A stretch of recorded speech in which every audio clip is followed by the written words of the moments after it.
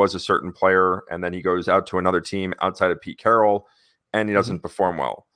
And then Geno Smith, who we think is just a career backup guy, goes to Seattle, starts, and all of a sudden is the number 5 fantasy quarterback. So, I mean, I would think that he's going to end up being a top 10 again.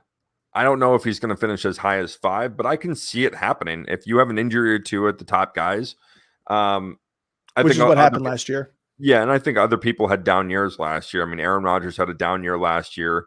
You had injuries from Lamar Jackson.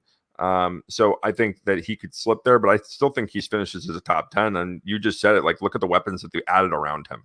Like, it's not like DK got any worse. DK is just a freak of nature. And Tyler Lockett is Tyler Lockett. He's the Nick Chubb of wide receivers. JSN is going to have a role in this team. I think a lot of people expect him to overtake Tyler Lockett as number 2. I don't see that happening, not this year. I think this is a perfect scenario for him. Everyone wants these guys to come in and be like, they're way more talented. They're younger. They're going to be this. It's like, this is a perfect scenario to let him develop as an NFL receiver when he's behind 2 really, really good Pro Bowl receivers, and he can be the number 3. He's going to be successful in that number 3. And if it's not about the individual player, it's about the team. And I think JSN could have some good stats this year. I don't see him having numbers like Olave and Garrett Wilson that was last year. He's just not on the, like, on those. The volume's not going to be there. Well, exactly. He wasn't on those teams where they had to step in and essentially be the number 1 right off the bat. He's going to be the number 3 off the bat and for the majority of the season, unless there's an injury to one of those other guys. But how can you not like Geno Smith when you have 3 really, really, really talented receivers? See how I did there? 3 reallys? Because they're really, really, really talented. You're crafty, Chris. You're crafty. Crafty, Chris. But these 3 guys, I mean, they all bring different things to the table, but they all have down the field speed. They all can win 50-50 balls. I mean, you don't think Lockett as like a big go up and get it receiver, but you look at the 50-50 balls that he's had over the years, and he's really great at them. And he's a huge down the field threat. He's going to probably go for another 1,008 touchdowns, just like he does every year. DK is going to be DK, who's just a monster in the red zone. The only position I really don't like here as a pass catcher is the tight ends, just because they have 3 guys that are pretty competent. Like, and you have Noah Fant, Will Dissly, and Kobe Parkinson. Well, when you throw the 3 of those guys out there and JSN is in the slot, or he's an outside guy and Lockett's in the slot, there's going to be a mismatch for one of those receivers. I just don't see the tight end benefiting from this addition. And you'd be the tight end position as a whole. So if you actually look at it, the tight end position as a whole from the Seattle Seahawks was actually really efficient. It's just they don't have they don't have a number 1 tight end. So it goes in one game, it could be Noah Fant. One game it'll be Will Dissly. And Will Dissly can have games where he catches 2 touchdowns. But I don't think they're going to have to lean as heavily on the tight ends like they did as last year, where the tight ends they lock up 2 of the receivers, and all of a sudden the tight ends are flying around open, and you saw these crazy big chunk plays by them. I think you don't see that because, I mean, let's go into, let's answer it here. Like, real quick, one line. Did Geno hit his ceiling? No. Okay. So yeah, I mean, Chris here believes that at QB5, he didn't hit his ceiling. Now, obviously, some people had some down years, so he may not finish QB5, but you've got him finishing top 10. I've got him finishing top 10 as well in QBs. I don't have him as a top 10 QB in my ranking because to me, I don't think he's got much left in his ceiling, but he has a high floor where I think some other people, you look at Tua and you look at some of these other quarterbacks, they're going to have, to me, they have a higher ceiling just because of those offenses and the passing volume too. But I think he's going to still be slept on this year again. Yeah, well, that's the thing is I think he's good. Like, do I think he can be QB1 or top 3? No, I don't. In terms of his fantasy outlook, I think QB5 is a really good really good finish for him. It's better than what a lot of people expected. Is that his ceiling is the QB5? I'm not sure. Like, I think again, if he finishes QB5 last year, the offense got better. There's more weapons on that offense. And so, yeah, I guess you could say he could get 5 more touchdowns there and break into like the 400-point range, and could break into QB4 or something there because just because the rest of the QB his ceiling can rise, even though the rest of the QB finishes rise as well. I think the one downside that really keeps him out of that top 3 discussion, and Burrow did this last year without a ton of rushing yards, but he doesn't have the rushing ability that some of these other guys do, and that's a huge, that's a huge point total in terms of fantasy. But in terms of ceiling, like I think he can easily throw for 5 more touchdowns. I can and Burrow easily see Burrow had 6 more than him last year. See, that's like the biggest difference. So yeah, right. Well, let's move on to our receivers here. Let's start off with your wide receiver 1 with DK Metcalf. He's wide receiver 15, 34th overall, which should be about where he should be in here. I honestly think he could probably be a little bit higher than that. You can make your argument. Some people can argue he could be a little bit lower. He was finished at wide receiver 20 in standard, 16 in PPR last year. His touchdown production was down. That's really what it was. But it wasn't for lack of trying. He was the number 2 red zone target amongst wide receivers last year. Yep. And it just didn't mesh for him. So he had the most targets. They force fed him the ball. Yeah, but he had the most targets of his career, but the lowest yards per target. That was the biggest change that I saw. Like they had a large dip in yards per target for him last year than they did. And I think with the addition of JSN, his yards per target should go up again because I think his route tree is going to open back up a little bit more. I think they were asking him to do something a little bit different. And they were doing the yin and yang thing with Lockett and him. I think now I don't see him hitting the target numbers he had last year. However, I see him still being in the 120 to 130 targets, putting him in that top 15. I also think his efficiency goes up. So I would agree with you. I don't Correct. think his targets go up, but I think his efficiency does go up, and I think his touchdown numbers go up. I think people are scared of him and have been hearing that in the offseason. Yeah. I'm not scared of this guy at all. If he's sitting there for me, I'm taking him. I'm not reaching around him for somebody below it. Yeah, if he's at the tail end of the second round, I'll take him. Here's a question. Here's a question for DK for you. Keenan Allen, DK Metcalf. Keenan Allen. Even with the red zone targets. A healthy Keenan Allen. Yeah. Well, you got to say both of them will be healthy, but yes. Yeah. Okay. Yeah. Because they're pretty close in terms of their evaluation. I think when I was looking at before, Keenan Allen was right around maybe a pick or 2 before him. So anyway, give me your thoughts on DK Metcalf before we move on to Lockett, and I'll look it up for us. Well, I'm going to transition right there. All right, I'll do it for you. Oh, actually, sorry, Keenan Allen's wide receiver 18, right? Going wide receiver 18 right now. Yeah, 3 behind DK Metcalf. Yeah, I still think. I mean, those 2 are pretty close. I wouldn't be upset with either one of them. I still think I like the offense, the Chargers offense a little bit better. And they're both in the kind of scenarios where there's 3 legitimate targets there, right? And a rookie. Both have a rookie. They can go both go 3 wide. Yeah, I think the volume for Keenan Allen is better, and I think it's more consistent. And that's what I'd probably look for. And we've talked about this too. And this is my segue into Tyler Lockett. All right, so we talked about the value pick, and on how you can get Tyler Lockett 4 rounds after him, and that's what I would do. That's my plan too. That's my argument of why not to take DK is right. Why not go for, again, it depends on what the makeup of your team is before you get to that round with DK, which I said was 34 overall. So that's beginning of the 4th round. What you did in your first 3 picks could dictate that. If you need a wide receiver 1, because you went running back heavy, or 2 running backs, a quarterback, tight end, whatever makeup, then taking DK is perfectly fine. Right there is your wide receiver 1.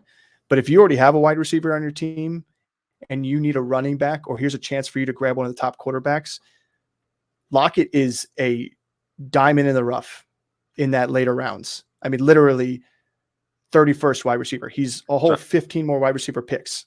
I want to clarify. If he's there at the tail, I said if he's there at the tail end of the second round, I meant the third round.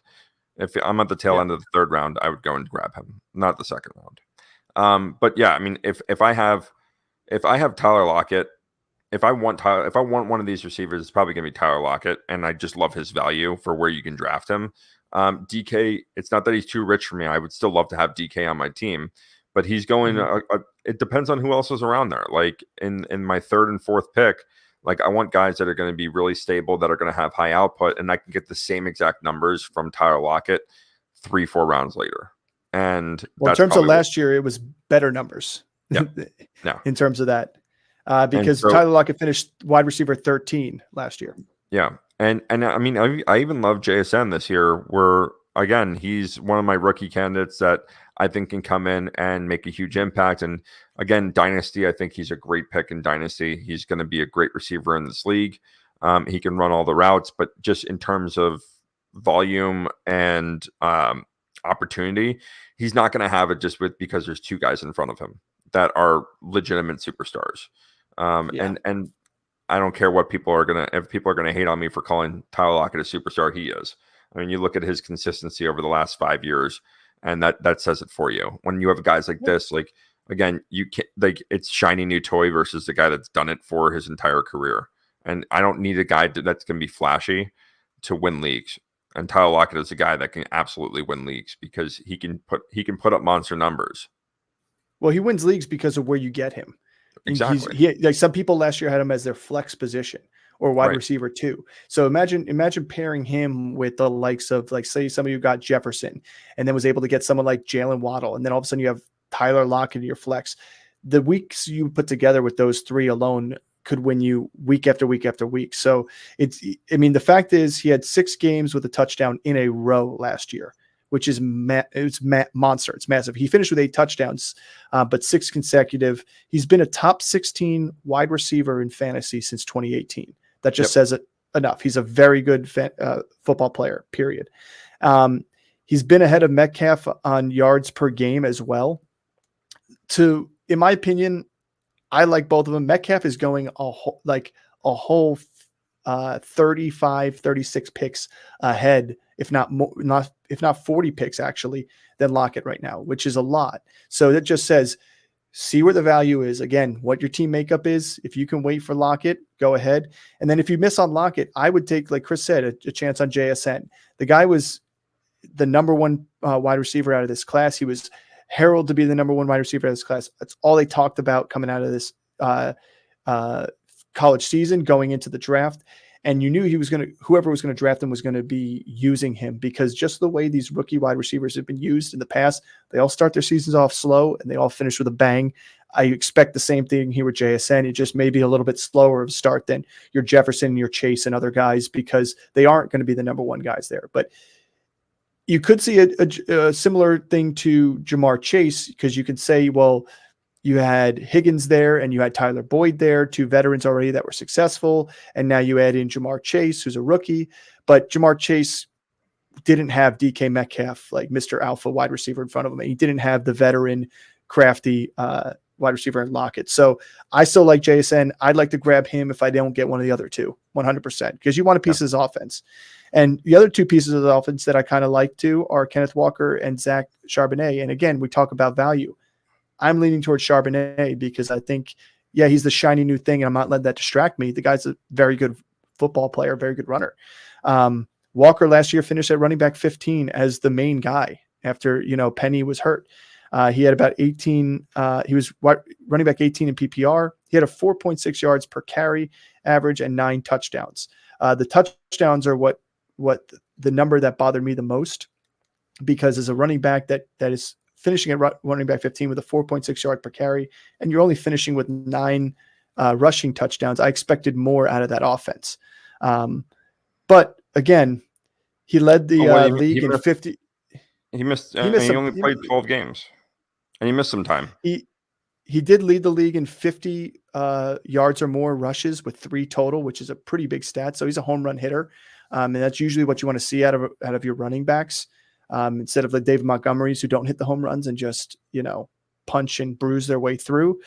And I think he was one of the bigger things I wrote here was that I don't remember where he finished here, but he did have a ton of 20+ yards rushing carries, which is another good sign. So again, they schemed him well. They played him well. Pete Carroll did a great job, and the offensive coordinators there, and getting him the ball to be successful. I just think Charbonnet is going to be a problem at some point this season because he's too good of a back. They took him too early on in the draft. And let's not forget, when Kenneth Walker was drafted, he was drafted to play right away as well, just like I think Charbonnet is. The only difference, he was drafted to play behind and alongside Rashad Penny. And now you see the tables turn. I don't think Kenneth Walker was ever in their mind thought to be the bell cow back that he had to be last year. And that's where the fear of having Walker this year to me is. I don't think they want him to be, they didn't want him to be a bell cow back at the draft. And I think they had to do it last year. And I think they don't want to do it again this year. So, well, I don't think that the plan is to have him be I think there are very few rookie running backs that come in that are going to be bell cows right off the bat. And I think they're going to gradually get into that. I think we talked about it already earlier, a month or two ago when we, in one of our earlier episodes about Zach Charbonnet and him getting drafted, and how I really do think it's going to be a 60-40 split when we get midseason. And I don't think Charbonnet is, he might start as the year as a third down back. Charbonnet is a really exceptional pass catcher. So I think he's going to be used in that role, at least early in the season. And then they might start giving him rushes later in the season. Again, I would agree with you. I don't think that Kenneth Walker is going to be the bell cow for the majority of the season. I still think he is explosive, right? I think he's taken a lot of hit. Like, you just said you like Charbonnet over Kenneth Walker, but Kenneth Walker is taking a dip down in ADP as well. And I like him for his value because I think a lot of people are sleeping on him. Like, he's still going to be majority the ownership of that backfield. Charbonnet is not going to come in and take 50% of the touches. So no, and I'm not saying it either. So this is a really good offense, right? They're top 5 in scoring. And so why would you not want a running back in a team like that? Yeah, he had 9 touchdowns, but that was how many games did he miss last year because of injury? Because he didn't really play a whole ton in the first 5 weeks when Penny was in, and then I think he missed 2 or 3 weeks. So let's say he played 9 games. So right? he played every game last year, except for one against Carolina, week 14. He only played 21% of the snaps week 13 when he got injured. But early on, he didn't play week 1. So he didn't play the first 3 games. He had no more than 36% of the snaps, and then it went up to 50, and then boom, he was. He never went higher than 87% of the snaps though either. Yeah. So again, there's very few guys that are going to be above that. Right. Well, I guess here's a good point. Here's a good point though, that you may talk about 60-40 split. He finished as RB12 with a 57% snap count on week 17 against the Jets. He had 133 yards and 9 receiving. And then he had another close one at 69% snap count. He was running back 5. He had 97 yards, a touchdown, and another 13 through the air. I mean, you hit it. He has a home run ability. Like, he can break off. He can break off the long run, and he's going to be healthy. And Charbonnet is a great addition to him. I don't think that it's going to be Charbonnet that comes in and is be like, oh, he's going to command the backfield at this point. So I think the slipping in Kenneth Walker's ADP makes him kind of very attractive to go and draft, where he is being currently evaluated. And I like him there. And I'd probably draft him, like, if I'm going, hero running back and I have just one and then I stack up on wide receivers, he's a great number 2 to grab. I wouldn't want him to be my RB1, but I would love him as an RB2. I would love him as a third running back for sure. So yeah, well, he finished 15 last year, and you could see he did miss 2 games, and he started off a little bit slow, but he also didn't command the upper. He didn't command bell cow numbers. Well, and that being said, let's just say, I just want to say where he's going right now. He's going running back 15 again this year. Right.